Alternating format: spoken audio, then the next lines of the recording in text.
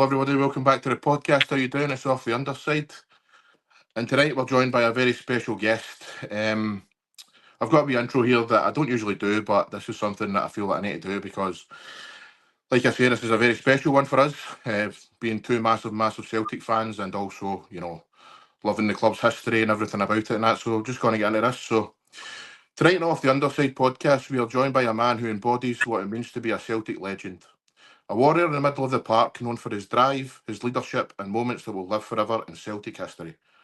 From unforgettable Old Firm goals to lifting league titles and cups, to representing his country on the world stage, his career is woven into the fabric of Scottish football itself. For me, this is special. My dad showed me Murdo playing, and now I get to show my own son. That's what legends do. They pass through generations.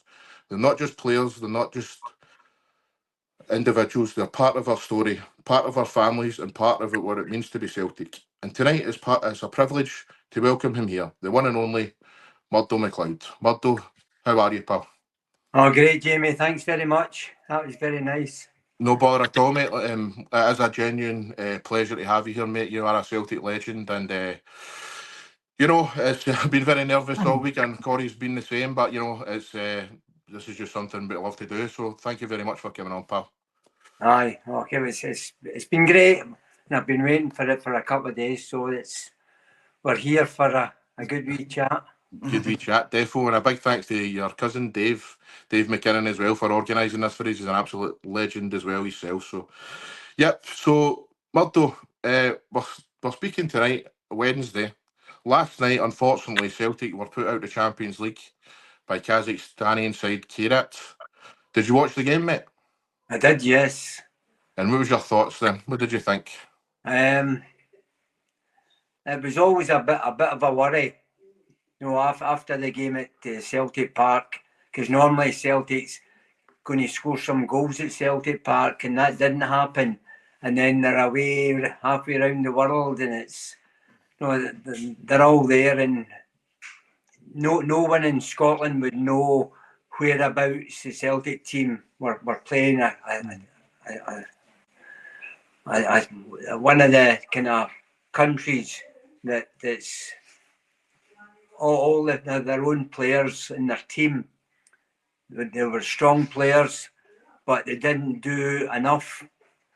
And then here we were just watching it, and it's the penalties going in, and obviously that would bring back memories from Hampden Park, all that kind of stuff.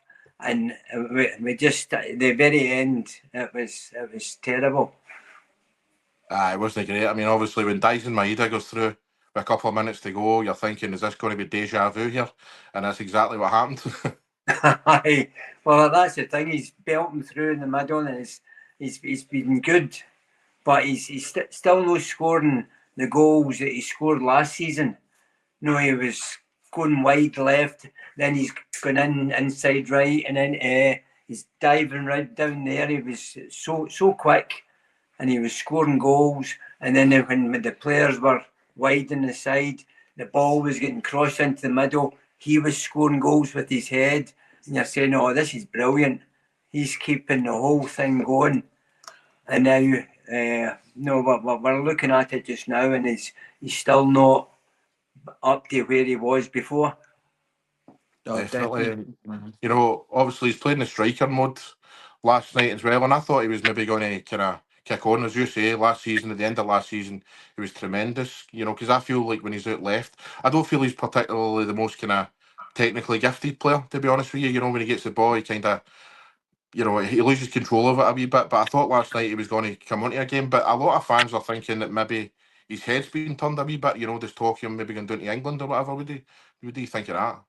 I wouldn't be surprised, because I think when you're looking at the players, the players will have a wee chat somewhere before the next game, and they'll be talking about players. What's happening with you? Why are you not doing this or not doing that? And somebody wants to sign me, and I've got to move on, and all that kind of thing. So it's a difficult thing for a lot of the football players, that they all think this is great when you're starting on it, but when you lose a game, and I think it was they're talking about 40 million. That's how much we're losing, and you're thinking, goodness me, and go back in the olden days. And you used to get 100 quid and it was great money and all that kind of thing. The whole thing now is just, there's so much money involved in all the games, and it's a wee bit upsetting, I think, for some of the supporters going to these games, and then if we don't win them. It feels like a kind of foregone conclusion that Celtic just win. I think I was brought up more with the Martin O'Neill era, so it was like we're used to winning. So I think there's loads of fans out there just when we don't win, it's just this is the end of the world type of thing. We just need to keep the head a wee bit. You're saying with Martin used to winning, so were we. Oh, absolutely. Go back in the history. Aye, definitely. Aye, but that's when you look back on it, it's great, and hopefully that's going to change even over the weekend. Some of the players, and somebody sit down with them and then make them tell them more and more about Celtic, what we should be doing on and off the park. Mm-hmm. Definitely. I mean, personally, what do you think of, obviously, the board are getting criticised at the moment for, obviously, we don't feel that the team has been backed properly for Brendan and stuff. James Forrest was playing last night, who for me, as much as he's a Celtic legend, I think that he shouldn't really be in the team anymore. He's a bit part player at this moment, considering his age. No disrespect to him, like I say, love the guy, but he shouldn't be in the team. And then you've got guys like Yang, who for me aren't good enough. Murdo, I don't know what you think, but the board have got a wee bit to answer for, in my opinion. What do you think? There's a big thing at Celtic Park. I've been at all the home games recently, and all the supporters, they were kind of having a wee go at all the directors, and again, the directors are spending millions for a new football player and all thing, and I don't know who's picking a player from somewhere in the UK to come up and play for Celtic and wants to play for Celtic. We've got to make sure that all the players it's about just now. We need to make sure that they're playing, and then they're playing in a good position. If it's going through the middle, he's the one that's going to do it, and it's all a difference if you can get someone, because when some of the players are looking and kind of just taking the ball and not lifting the pace up, because we should have been last night. We should have been working harder than ever to beat them.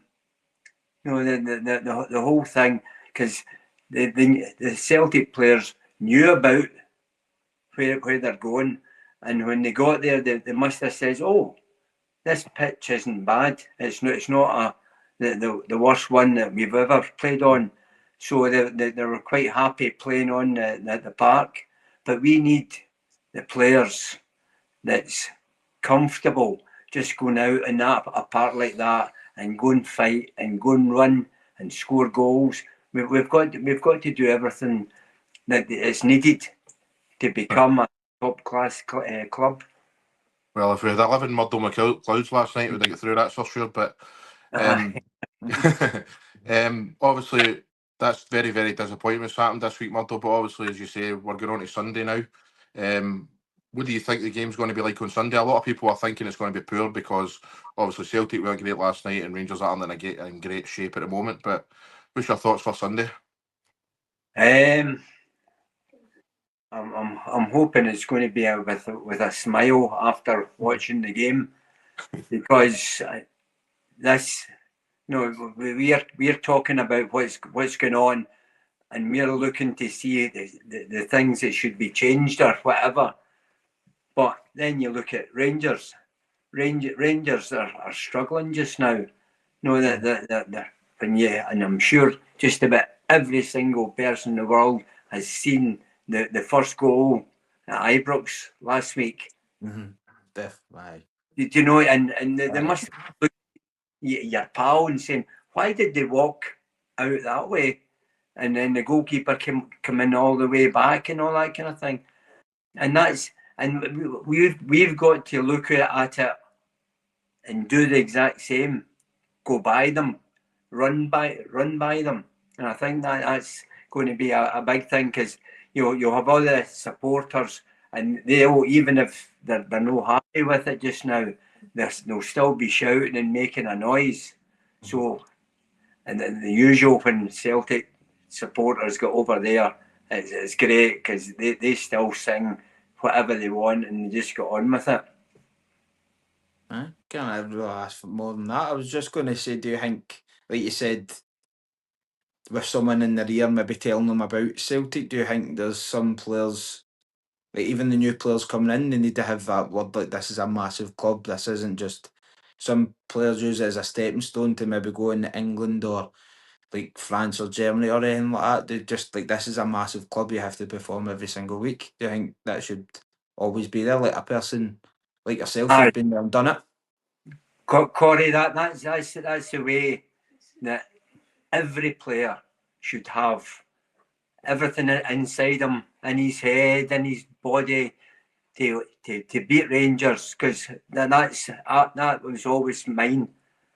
If we're playing against Rangers, we've got to beat them. We've got to beat them. We've got to beat them, and it went on and on and on. That we had to beat Rangers all the time, even when it was the 4-2 game. It was fantastic, but we all knew what was going on, and that's the thing. The new players that's coming into the club can be 6'4" or a sprinter and all that kind of thing, but he's got to do it. He's got to do it, and that's the thing we've throughout the whole club. We've got to make sure everyone that's getting on the park, they've got to do it and score goals for us. Definitely. Can't argue with that. We'll get to the 4-2 game later, because I've been watching it all week, man. It's what a game that was. I've seen it my whole life. Unbelievable. But Murdo, take us back to your earliest memory of playing football, mate. When did you realise that you were, well, maybe not realise you were going to be the player you were, but when did you realise you had some ability and, that you were going to be playing? Well, I was brought up in Mulgai, and my school was 100 yards away from the house and all that kind of thing. But all day, every day, when you weren't at school or anything like that, I was kicking a ball all day, and that's when I was 5, 6, 7 years of age. And my dad used to always say, don't keep on hitting your ball with your right foot, use your left foot as well. And maybe used to just hit the ball across the road, and I used to hit the curb and try and just to hit it against it so it would come straight back. And then we were round the back in my garden, and we had a good space out the back, and me and my brother were out, and we used to dive to stop him shooting against me, and we always had competition against each other, and it just kept on going.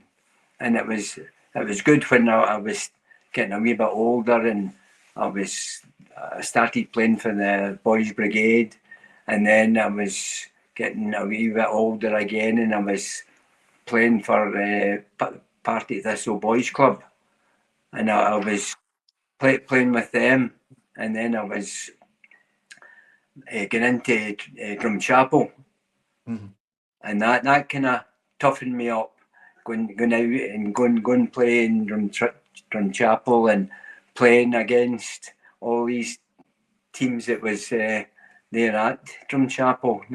There's always about 4 or 5 teams all just there finishing a game of football, and the others are away.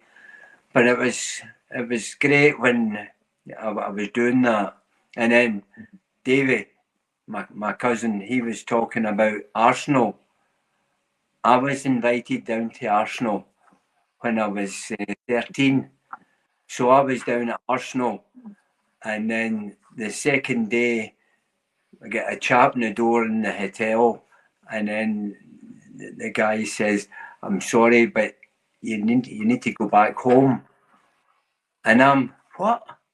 Why am I going back home? And he said it was some of the guys from Ireland were going into the cafe beside you, and they were getting what do you call it? The Knickerbocker Ice creams. ice cream, and it was them. And we get sent back. I get sent back because they were getting all the ice cream and all that kind of thing. So and I do to this day I didn't know who the Irish boys were, but they were a wee bit bigger. They were about 16, 17.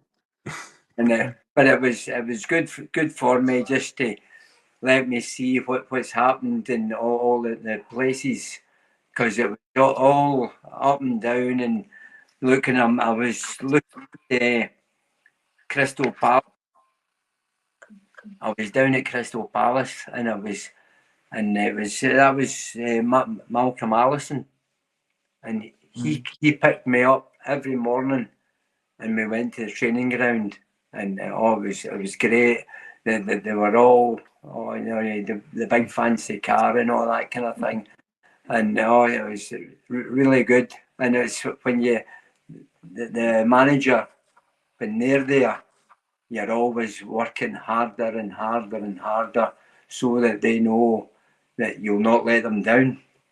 And I was like that, and it was just other teams, the Wolves, I was there, Birmingham, and was up and down, and then it all turned around. I was still at school, and I was my fitness guy at the school, a guy called Davy Hanna, and he said, "You have got to sign for Rangers." And I'm kind of, no. Dumbarton. I was at Dumbarton, and I was down there, and it was a big thing for me that what was going on, because some people were wanting me to sign for them, and then it was Dumbarton, and I was just turned 16, and I was going to be playing for the first team, or the reserves team, sorry. And Alec Wright said to me, he says, "Murdo, if you sign for us tomorrow, you can play for the reserves at Dens Park tomorrow." And I'm kind of, oh wow. And big Tommy Gemmell, he was one of the players, and Gordon Strachan, he was there. And then at half time, I was getting myself ready to go on the pitch, and then Alec Wright, the Dumbarton manager, shouted, "Murdo, get yourself ready to go on." And I'm all ready, and I'm walking on the pitch, and then the manager shouted, Whispy, you're coming off, Murdo's going on."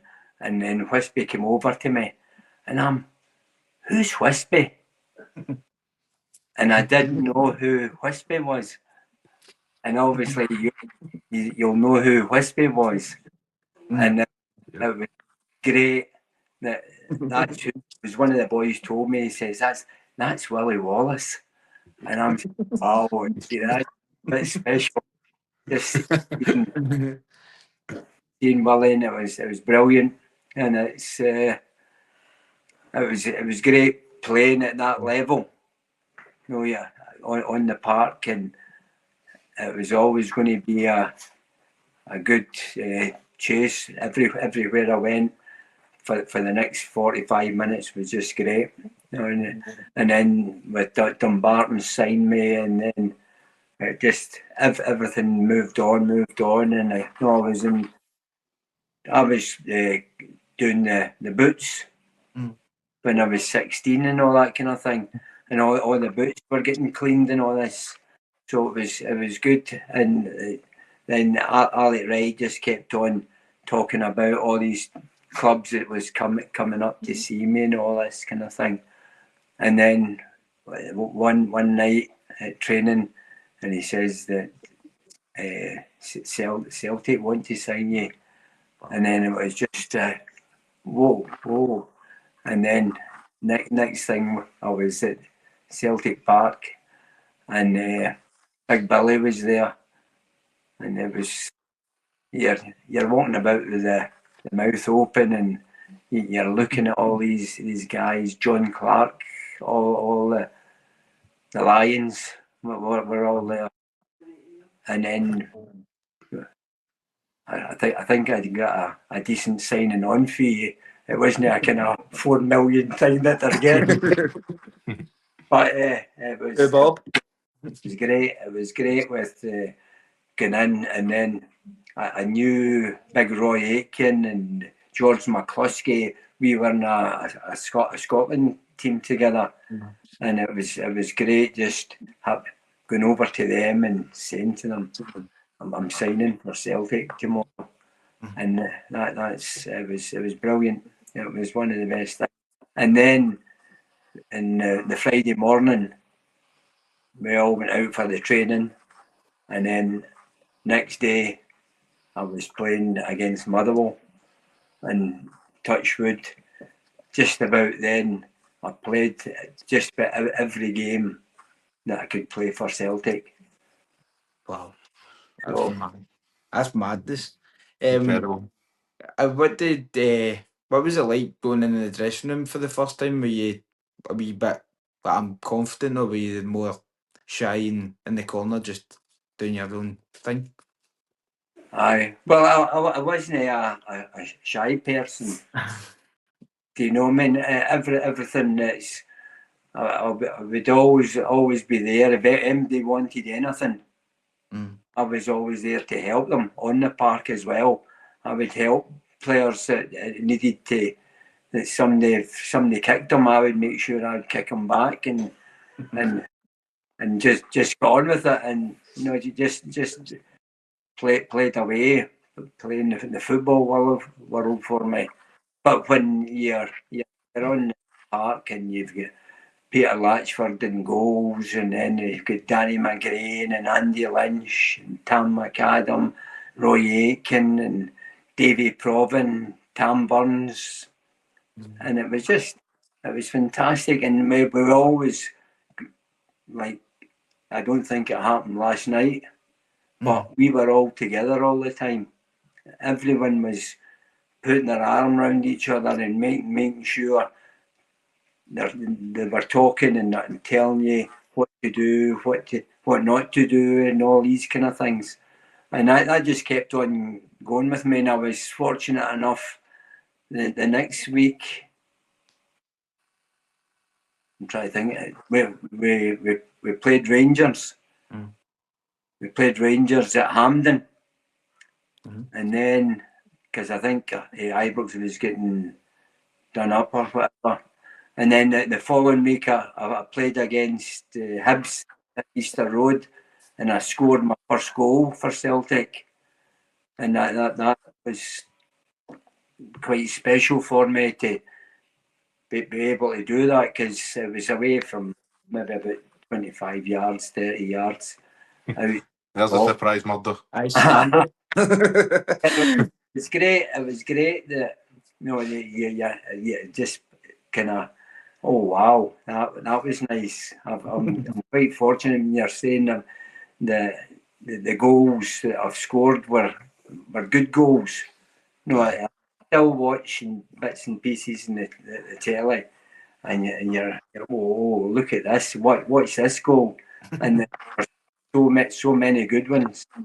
and it's nice to have that inside you. I was actually going to talk about your goals. I mean, because obviously every goal that you scored seemed to have been a screamer, as you say. But like, how would you have fared on today's Bowling Greens, man? You'd have been scoring about 30 goals a season.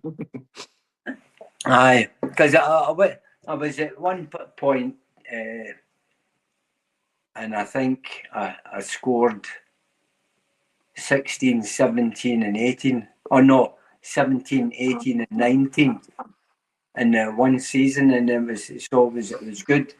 And I think that was, playing for Celtic, that you're scoring that amount of goals from midfield.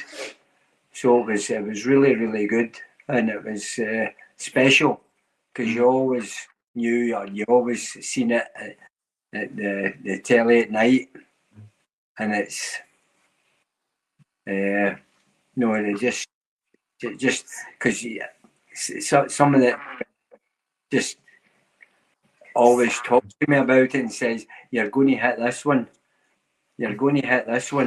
and this was one that Davy Probin cut the ball back, and it was about 25 yards, and it went in, and the goalie's just looking about and then kicking the ball away again. Was that the League Cup final, 79, sorry? No, that was I don't even know where the ball ended up. All right.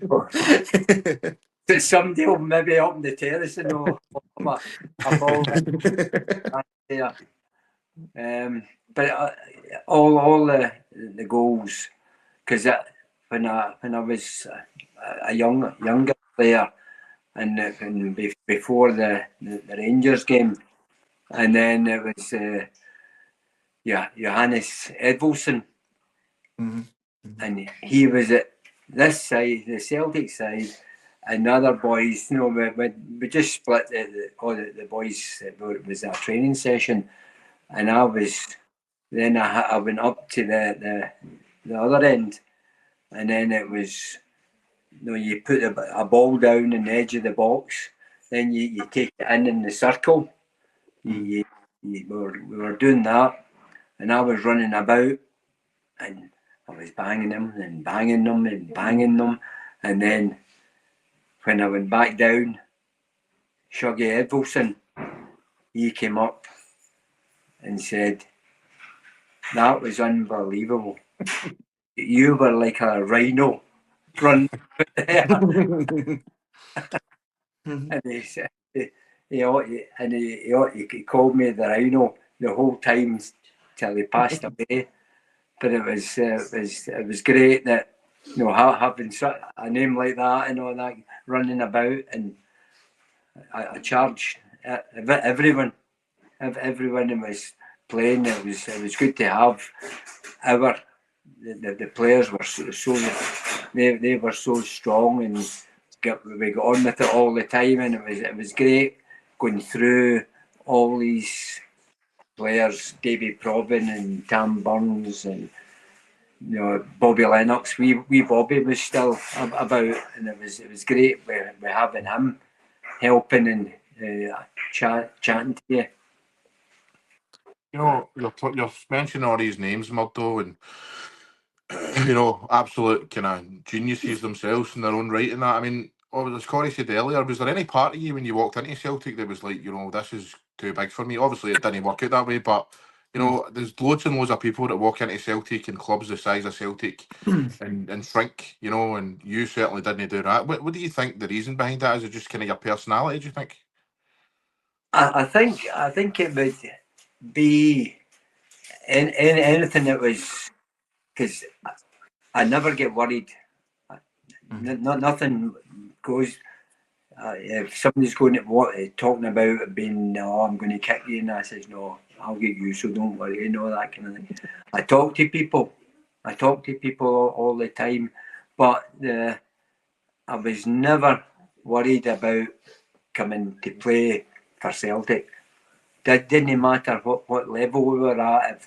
If we could be playing in a lower league team and all that kind of thing, you're still wanting to do really well against them, or you're playing in a cup final, and I was always loving just getting playing in all these teams that Celtic all can pull together, and when we won the cups and all that kind of thing, it was so good for us.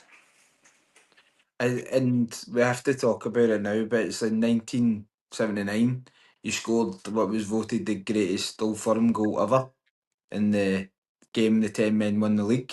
How does it, going back, if think about it now, did you know that I've got this? As soon as you kicked it, you're like, that's in the back of the net, or was there a bit of worry that maybe I've not heard that, Bill? I think it all turned out to be a night that it was so different than for a football fan to go to the stadium, because all the buses were on strike, the televisions were on strike, and it was the Rangers game. For us to beat them, we just had to beat them. And I was always, when I got the ball, and I had it in my head that I'm going to hit this ball, and if it goes up the Celtic end, the supporters will keep it. But if it goes in, hopefully that'll be it.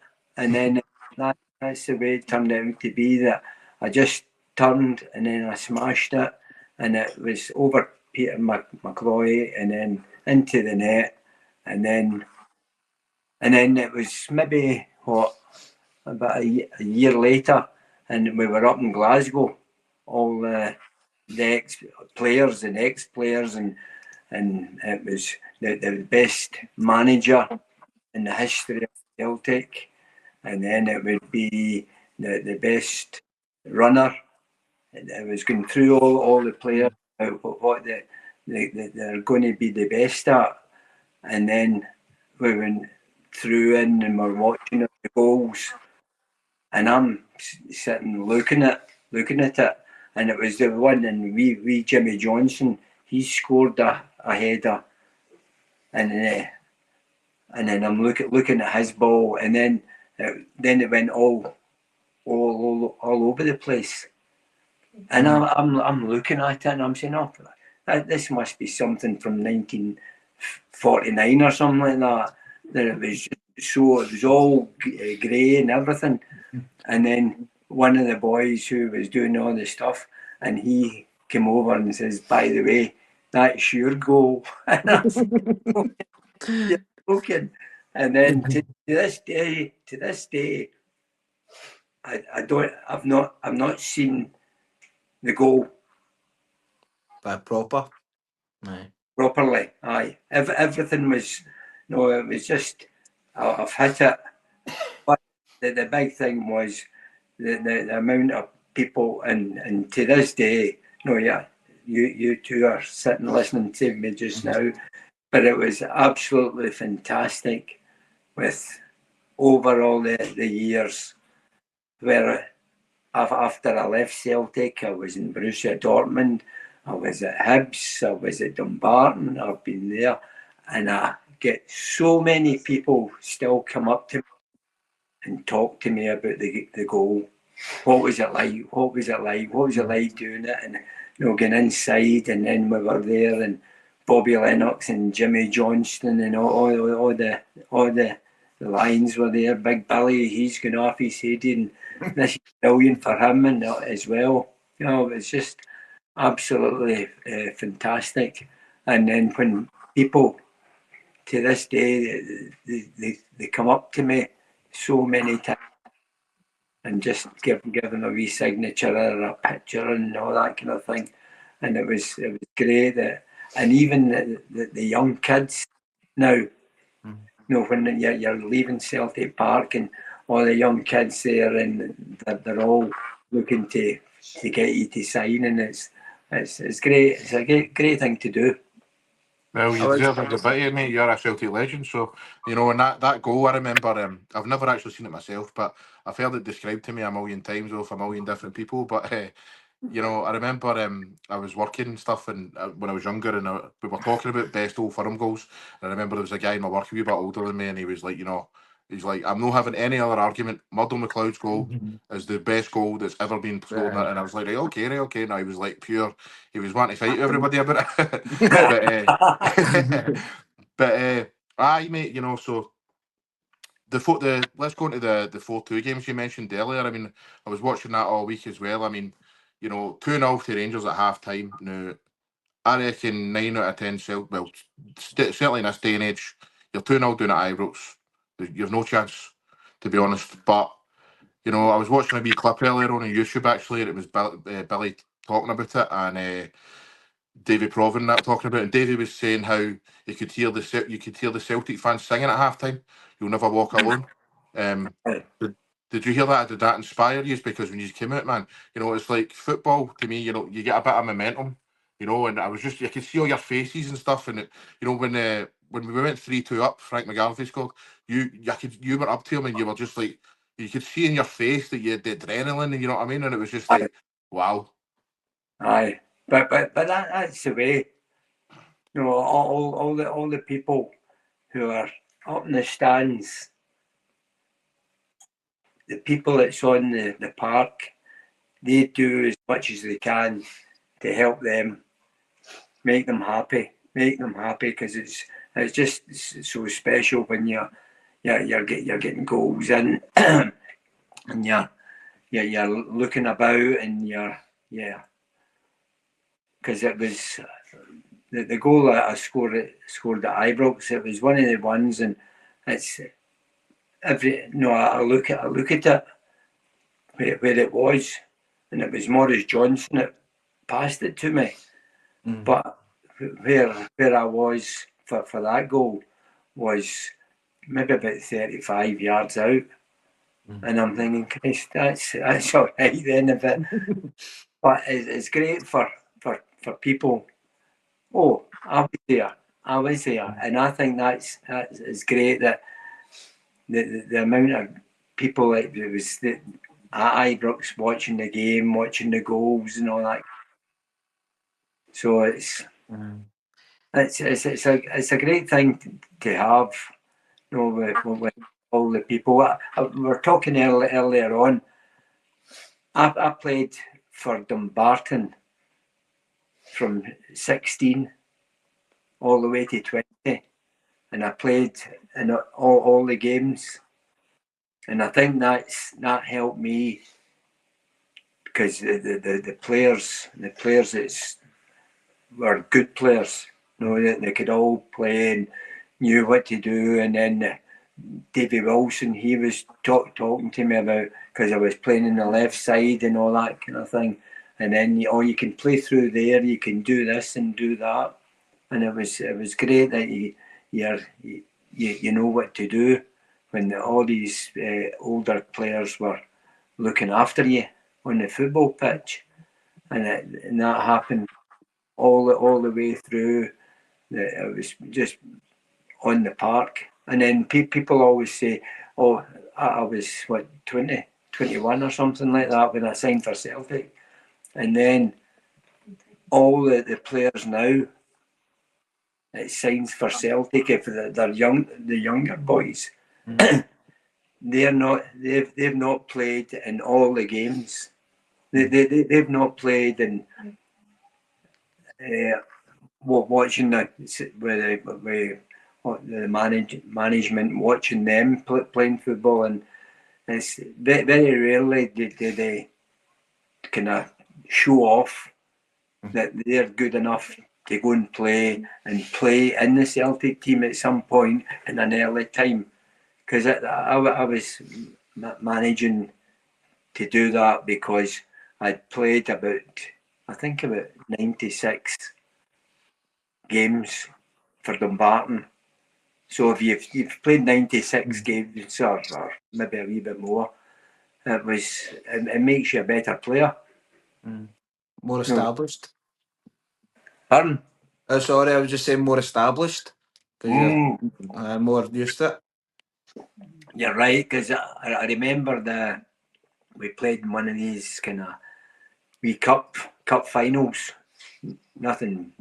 It was round it where we are, and it was we were playing in a game, and it was 2 each, and then it went to penalty kicks, and then all the boys were hitting the penalty kicks, and then there was the ball was lying there, and I was kind of, oh, I'm going to take this, and I picked it up, and Alec Wright was in the dugout, and he's shouting, no, don't let him take the ball, don't let him take the ball. And I walked all the way down and put the ball down and put it in the net, and that was me. And then I'm thinking, that was all right, that was okay. And it was just a strange that we went on to win the cup with that. So it was good. You mentioned earlier, Murdo, about when you were a young guy and you were playing football out in the street, playing Kirby and stuff. I reckon, obviously, in my opinion, players aren't as good as they were back in your day. I just think, personally, I think it's because of that. When was the last time you seen any kids about playing football on the street? You look at the Scotland team, half of them are English. You know what I mean? You don't see anybody out playing football anymore. Aye, see that's a sad thing for me when I was the one that started the whole thing, going to Borussia Dortmund, going abroad, but all the Scottish players that were doing nothing. No, watching them, the Scottish managers looking out for all the new players and all that kind of thing. But half of them are away up in Denmark, and they're going somewhere else to play, and they're going to Italy to play here, and that's the way their teams play. That all changes when they go back to play for Scotland and all that kind of thing. In the olden days, it was everyone was all kind of playing for their country. All the good players were playing, and it was good to see them playing. But they all knew how to play football. But the football world now has changed. Everything's changed, and the players are going out, and there's the ones that just a wee touch of the ball, and that's it. And more of them are beginning to know how to just dive down and up they get.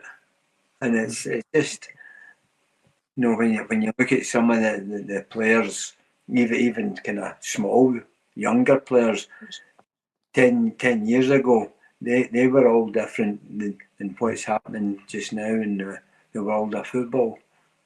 So you've just got to, being a supporter, you've just got to bite the tongue when you're seeing someone going down for no reason, and then they're getting up, and they're fine. they're no helping any of their own teammates if they're doing anything like that. Because even the referees, they're looking about all the time to see what's happening. So hopefully I'll get better, and I'll get stronger as well. Fingers crossed. You touched upon it a wee bit, Murdo, but you played 20 caps for Scotland, and you played in the 1990 World Cup. But what was your biggest highlight in the Scotland jersey? The biggest highlight in and I'll be able to tell you, it was just at the end of the season, and then I got a phone call, and then I answered the phone, and then it was, hello, Mr. MacLeod, it's Mr. Steen here. And somebody's taking the piss here. And And then it was, then I was chatting away, and then he asked me, he says, how would you like to play for Scotland at the weekend? And I says, yes, I would love to play for Scotland. I kind of problem with Jockstein when he never picked me for many times. And then it was Jimmy Sanderson in the radio in Scotland, and he always came on and says, Murdo MacLeod's got to play in this game tomorrow and all that kind of thing, all that kind of stuff. But it was Jockstein, and then when we got to Hampden the next day, and then it was I'm getting myself ready and in and out the dugout, and I was stretching and making sure I was going to be all right. Nothing's going to ping anywhere. And then just at that, oh Christ, who was Jimmy Sanderson. No, it scored the goal against England. Oh, I'll come back with you in a minute. Was it? God, wasn't it? It was Richard Gough. It was Gough, and then Jockstein, and I'm diving about and I'm moving about, and I'm thinking I'll not go on now because he's just scored the goal, and then he said, Murdo, get yourself ready, and then you were asking about what was it like. We went, and he came over to me, and he side by side, and he's kind of half pulling me, and I'm walking with him, and then as soon as I stepped over the white line, that was it. That was my first cap at that level, and it was just absolutely fantastic, and it was so special for me. And over the New Year's and all that kind of thing, and then Jockstein was away, and then Andy Roxburgh, he was there, and Craig Brown, and they played me more and more. So it was good, and it was good to play with all these new managers. Do you feel like you should have got more caps, or were you happy with it? Just No, it was. I'm happy with. No, because it was 20 odd caps, and then it was, and if it wasn't for somebody in a wall, I'd still win all the games. I was going to say, you must still have a wee bit of a sore face for that one, Murdo. Aye, it's funny when so many people see it. No, it's a kind of joke type thing now. No, watch, because I'm up there and I'm just kind of standing just slightly away from the wall, and I'm standing there, and then he came running up, and then I've turned side on, and I've smashed my face, and then the ball went into their half, so it must have flown about some force. 30-40 yards, and it was away into the and then the commentators saying, oh, he's went down, and then my family didn't know that was me at the time, and then all the word came round in the Scotland supporters just saying, oh Christ, look, he's out, and then the usual thing is, oh, he'll be all right, he'll get up and play, but I got up, and then I'm walking about, and then I'm shouting to Big Roy, what way are we shooting? And he said, I don't know. But they had a corner, and then I headed the ball away, and then after that I went down again. So that was me out, and then right to the end of the whole competition, because I had nothing left, and much Scotland were just that's them knocked out. Thankfully, in this page we've got better rules and that for that kind of stuff, because you were clearly concussed at that point. You know what I mean? It should have been off straight away. But aye, I'm glad we could laugh about it now, Murdo. At the time, it yeah. must have not been. Sorry, mate. On you go. I was just going to say, at the time, it must have not been funny. Like, clearly, that not knowing what way you're going to shoot, like, I might as well just put out for a corner. Aye, that's the whole thing with it. No, it just kept you going. No, when I thought I'll be all right, but it was just I didn't know what was going on when Aye. they were talking and inside and all that kind of thing. But it's just it's a kind of sad thing because over all the years I got letters into Borussia Dortmund's letterbox just to see how I was, because a lot of them thought that I'd passed away and all that kind of thing, and then they were talking about it. But I think the player hit the ball. I think he ended up down in England.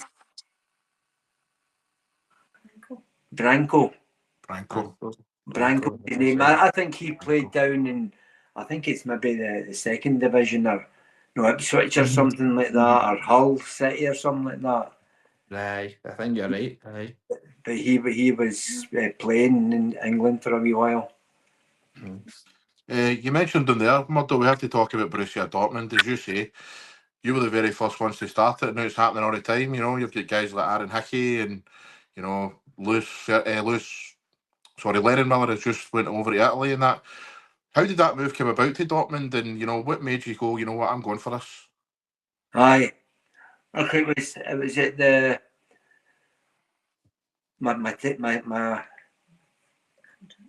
contract was up at the end towards the end of the season, and I had been in to speak to Davy Hay, and I went to Davy Hay, and we had a wee chat about what's going and the signing on fee and all this kind of thing and how much you're going to get and all that, and he'd organised it, and then he says, and you'll get your testimonial. And I thought that'd be great. And then he says, we'll put it into the safe. And we'll do that. So the whole thing starts 2 weeks later, and then I get and see him to say for my what's going on. And then I'm in with Davey, and then he says, I don't think the club want to keep you. And I looked at him and I says, what? And then the whole thing, and then I said, well, obviously, if they don't want to keep me, I'm off. And then that was me with, because I'll tell you how it all kind of ended up, and I found out. And then next day, I've had 2 different agents from 2 different German teams, and I'd never known any German team that you could get to and all that kind of thing. And it was Borussia Dortmund and it was Eintracht Frankfurt. They were the other team. Both of them wanted to sign me, and it was great for me that I've got a chance to go to Germany, because we used to go every pre-season games were all in Germany with Big Billy McNeil and all that kind of thing. And then after that, and then I'm sitting in the place, and this is great. You know, Dortmund was great. And then it wasn't till the party for Brian Scott, the physio. Do you remember him? Oh, aye. So Brian Scott was there, and we were at a party, and it was Big Billy was there, and Liz, and the doctors, and me, and Davy Hay. And then at one point, Davy Hay says, "Oh, Murdo, do you mind talking about, for your contract and all that. I says, I remember that, and he says, "Aye, that was me. I just didn't do anything for you, for your testimonial." And I'm looking at him as if to say, and I says, "By the way, Davy, I'm shocked. I'm shocked for that to happen, because it was just so bad it was, because he never even said it was him that was doing it, and that after that he gets sacked. No, that I'm smiling or anything like that. But Big Billy came back. Big Billy came back, and then I was talking to Billy, and what do you think, and all that kind of thing, and he was asking how much I would be getting and all that kind of thing, and he was saying, "No, you should just go, because it was good money. No, go to Germany and all that kind of thing." But Big Billy looked after me, and anything I needed, it was always coming through the club and all that kind of thing. Wow. So, I don't know why if I told you that, or all that time later. I mean, why do you feel he even mentioned that to you? I know, and it was Scotty was he was 60, so that was him, but he never came round or come here, I need to speak to you and all that kind of thing, because and that was at the time, and I think Maurice Johnston, he was leaving the club at the time, and I think he came out and said to the press, I could play for these teams in England. I think Man United or whoever, they were all kind of, we Mo might want to play for them and all that, but Davy Hay never had said anything to me about a testimonial, because it's nothing to do with him, it's the supporters. The whole time, if the supporters don't turn up and for a testimonial and you're on your way, that's life. But Davy Hay was just that was me. It said that just to stop you getting it, and okay, it's, you're trying to be, when you meet him in the boardroom or something, you always kind of just say hello and all that kind of thing. No, but because even at one point when Celtic were going over to play a German club, and he phoned me, and I'm thinking, will I just tell them how bad they are or something like that? And it was one of the German clubs, one of the good clubs, and Celtic were over. I can't mind whether they're 2-1 or 2 each or something. But it was just I was telling them, yes, they play down this, they're better here than the other side and all that kind of thing. I was just telling them all the things just so he gets on with it, because it's life, isn't it? Sure is, mate. But we have to talk a wee bit about how, as well, mate, in 1998-99, you stopped the other side of Glasgow doing 10 in a row. With wee Wim Jansen, mate. I was 11-year-old, Murdo, when we won that game against St Johnstone. I watched the other day. Aye, amazing, eh? I was at that game with my dad. Something I'll never ever forget, a scorching day. And I'll never ever forget, Murdo, like looking around the stands, because we had a season ticket at Parkhead at that point, and we were just at the centre, in the north stand, a few rows up in that, so we had an amazing seat. And I always remember being a young guy looking around going, this is like extra busy. I don't really know how that happened. I don't know if people were sneaking in or whatever, but like, just some day. And then obviously Henrik gets the goal, Harold gets the goal. What's your memories of that season, mate? Because it must have been incredible. Aye, well that was the main thing, that we all knew who's going to play in the team. No, we've got to make sure we've got to be, because the whole year we've been talking to players from foreign countries, and they didn't know anything about beating Rangers, beating any other team in Scotland, and all that kind of thing. And that's what kept the whole club up. You know, we had really good players about the club, and the supporters were all up and down the stands, and it was amazing when Henrik scored. You know, the whole place.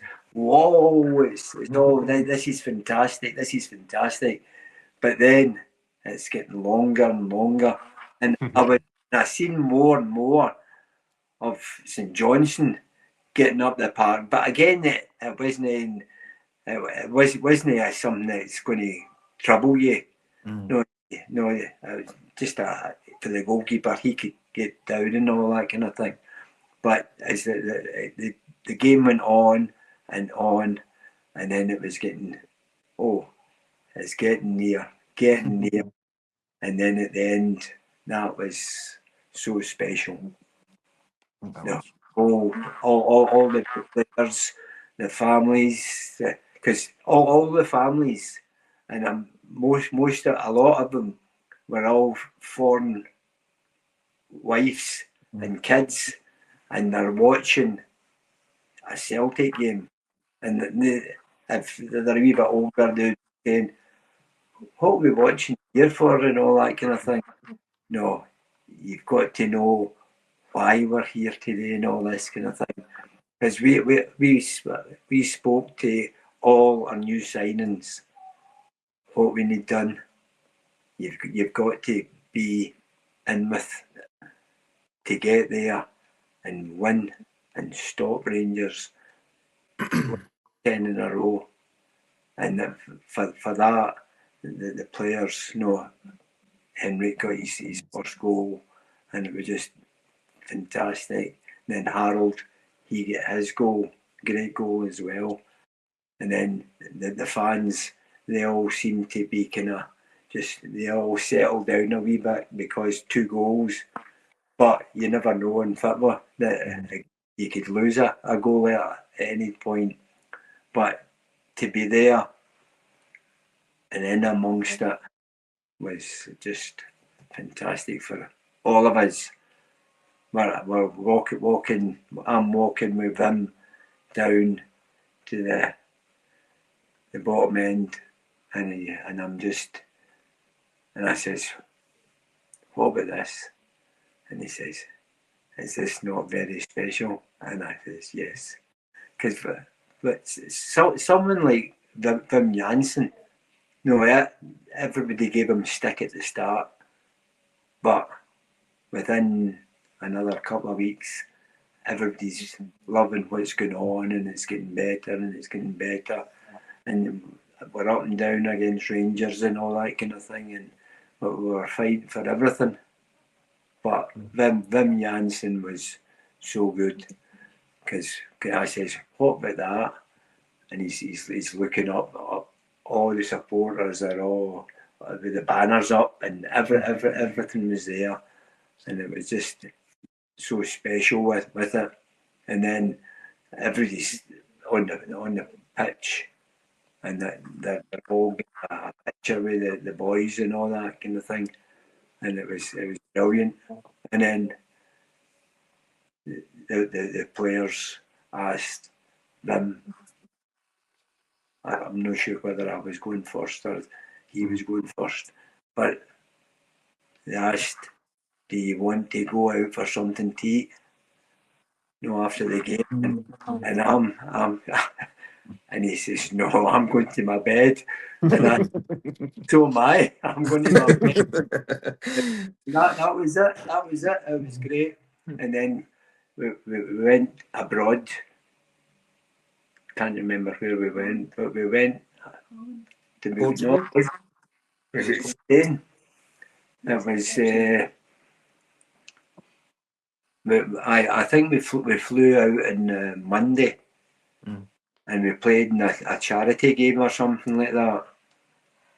And then after that, in Wim Jansen's, we were standing in the dressing room, and then he started singing "Stand Up for the Champions," and everybody was on their feet and just watching Wim with a smile on his face. But he was great. Absolutely. I was just going to say that the day you stopped 10 is probably my first football memory, walking down Coatbridge Main Street. And I was about 4 or 5, and I think I got drenched with about half a bottle of champagne. The people just celebrating. I'm like, what is this? Wow, That game, I ended up on the park.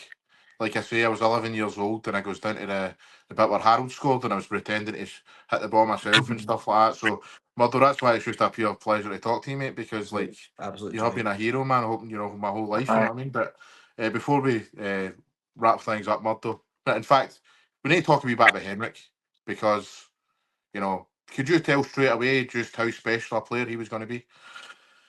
Yeah, it was. He was a player when he came in, because we were.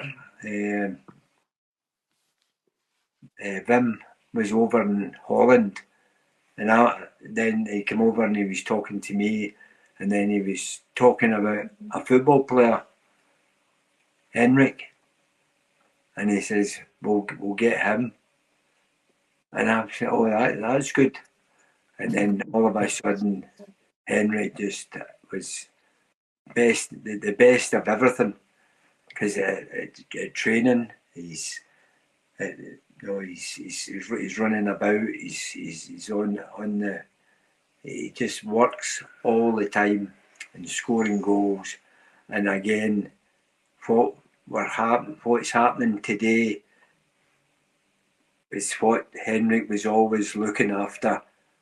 We've got to win all these games. We've got to win the games. We've got to win them. Stop Rangers winning and all this thing.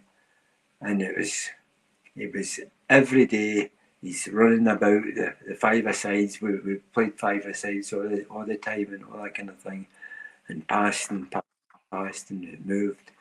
And Henrik was just so good for the team. Apart from some bugger will say at Easter Road. Check Charlie. Check Charlie.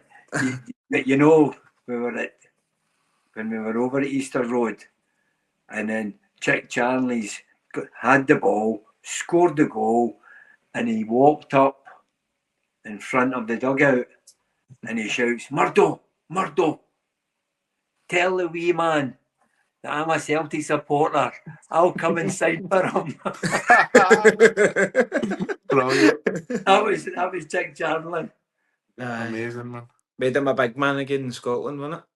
He's a pretty decent player, but Chick Charlie was decent. Aye. He was a good player. My daughter's showing you. What's that? Murdo the book. Yeah. Oh, the book. The book. Yep. Everybody go and purchase it. Definitely. You done it with Hugh Keevans, didn't you? Aye. Oh, it's been really good. No, I don't know how many we've sold or anything like that. But we were up, and then we were through in North Berwick. We were through there, and we had about 180 people in the room. And then they all waited, and then I was signing it for all them as well. Well, it was really good. Good man. But that's getting purchased. It's not even a football one. The book. There's so many other things going on, and that's it. And it was. I'm trying to think. I'll tell you this. One of the stories. It was when we were playing Dundee United in the Scottish Cup,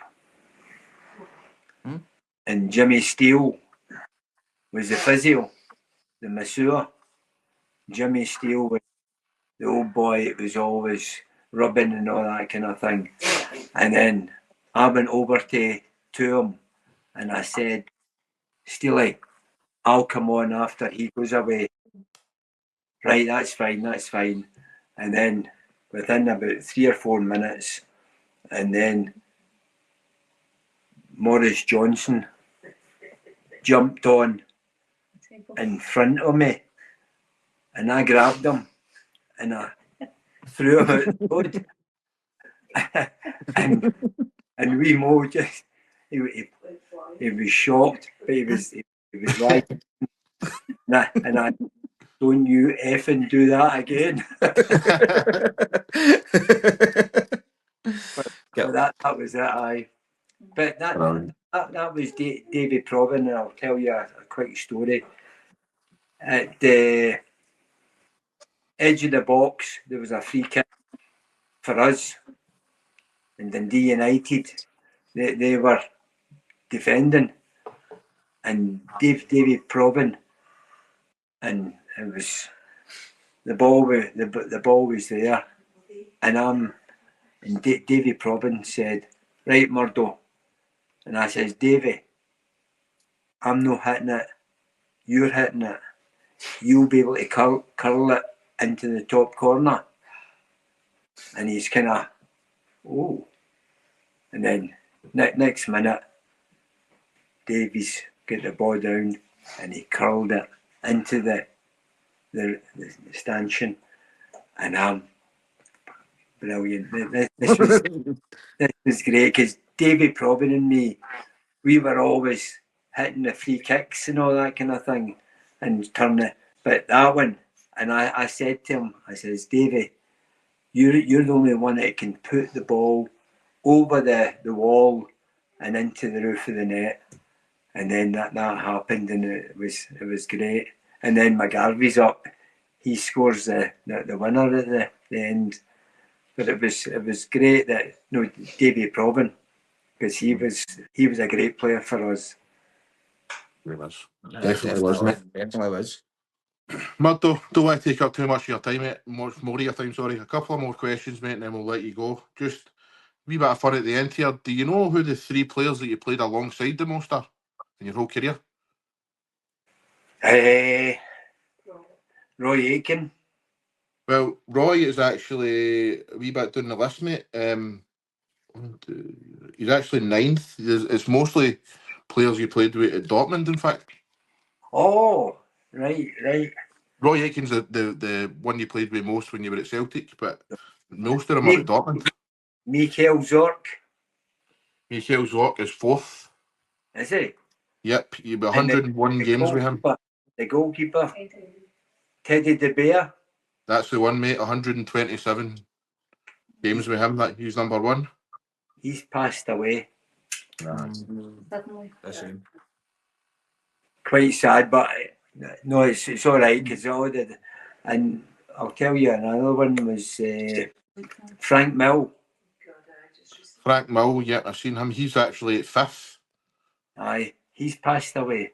Aye, I've seen that. I He was in a taxi and all that, and then he wasn't feeling well. Mm-hmm. Aye, I've felt that. Aye. 2 and 3, mate. 2 centre backs.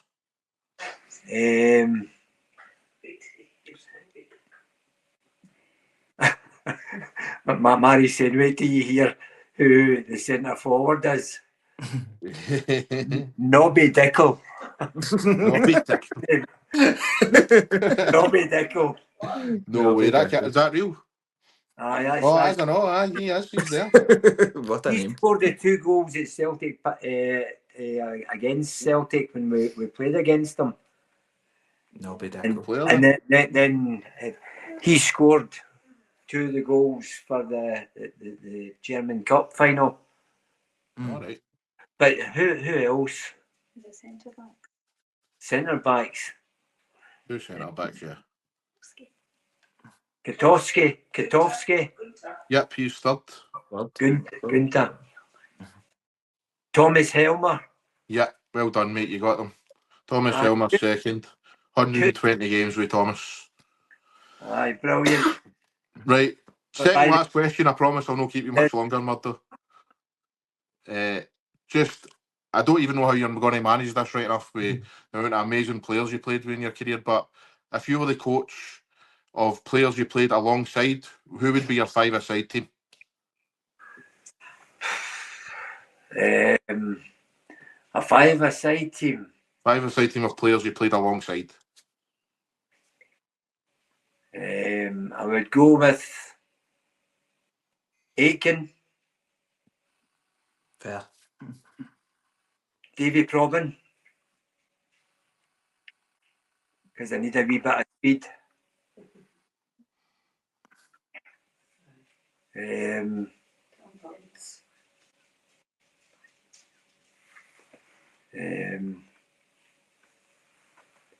I would say Tommy Burns as well. Tommy, because he was good speed and can run a wee bit. So it's either Latchford, Good keeper. the goalie, Big Kev, and who else? See, Where's your goals coming from? You'll need a goal scorer on it. aye. See, you need that the five players that can all run, that can all move, and can all get in. Getting about it. Aye.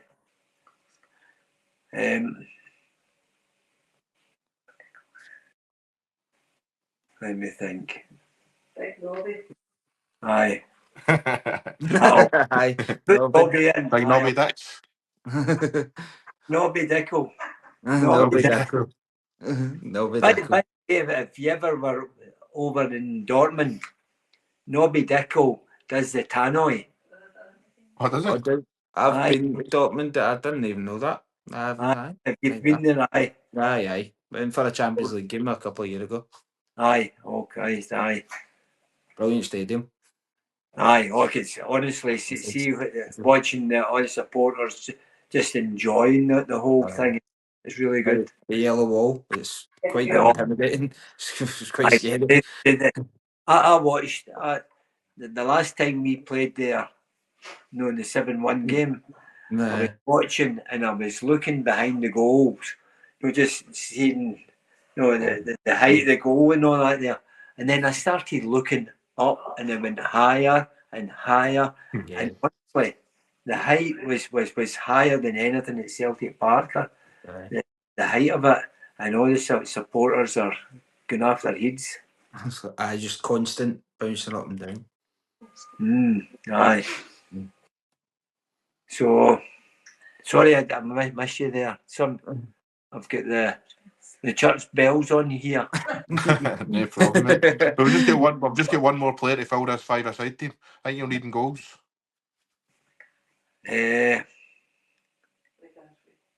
I would. Frank McGarvey would. Good shout. I like. And the other one. The other one. Maybe just Brian MacLeod. Oh wow! He scored goals for fun. It was about, and I was, me and Mary. We were up. Was it yesterday? Yeah, yesterday in Mulgai, and there was a guy sitting at the window with a beard, a grey beard, away down here, and I'm looking at him. And I'm saying, Christ, that's no Brian MacLeod there. No, it looked like him. It looked like him, but he was different because he was massive size. But honestly, and I'm saying, no, it's no him. Brian MacLeod, he's got the big beard and all that kind of thing. Aye. He was on Frank McAvenny's podcast. Aye, he was in a really good. Scoring goals for us. Brian was so good. Always running, always in the move. What a player. Aye. That's some five-a-side team. But Murdo, the last question for you, mate, and this is the most important one. is how are you? Because I know that the last few years has not been great for you, mate. So Aye. how's your health and that? How you keeping? How's your day-to-day life? I was going to say I'm getting there. I'm not getting there. Still struggling with it. I'm still.